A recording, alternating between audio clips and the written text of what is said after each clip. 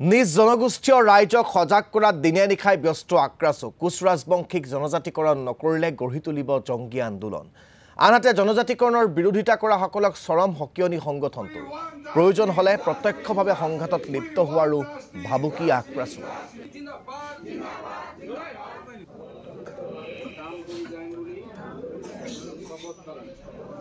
জয় শ্ৰীৰাম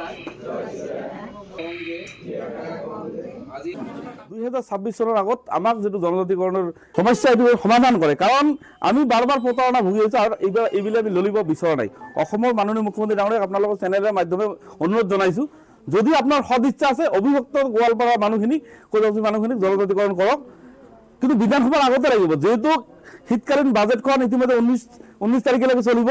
তার পিছত হয়তো ফেব্রুয়ারিত কিবা এখন আর বাজেট এখন অধিবেশন আছে আমাক এই 19 তারিখের বাজেটতে আমার যেখন বিধায়ক আছে এখন দিল্লীলৈ প্রেরণ করে আমাক যাতে 19 তারিখের ভিতর জনজাতির মর্যাদা যাতে আমাক লাভ করায় তার কারণে অনুরোধ জানাইছো যদি নজনায় আর ট্রাইবেল সংঘ ইয়ার পর বহুত আন্দোলন করে আছে ট্রাইবেল সংঘক এটা কথা কব বিচাৰিছো আপোনালোকৰ পিতৃ সম্পত্তি বিচৰা নাই আমি তোমালোকে যেখন ঠাইত আছে এইখন আমাৰ ঠাই এইখন আমাৰ কমতাপুৰ ৰাজ্যৰ ঠাই আছিলে তেওঁলোকে জানে না নাজানে তেওঁলোকে ইতিহাস সম্বন্ধে তেওঁলোকৰ জ্ঞান আছে নাই ট্ৰাইবেল সংঘ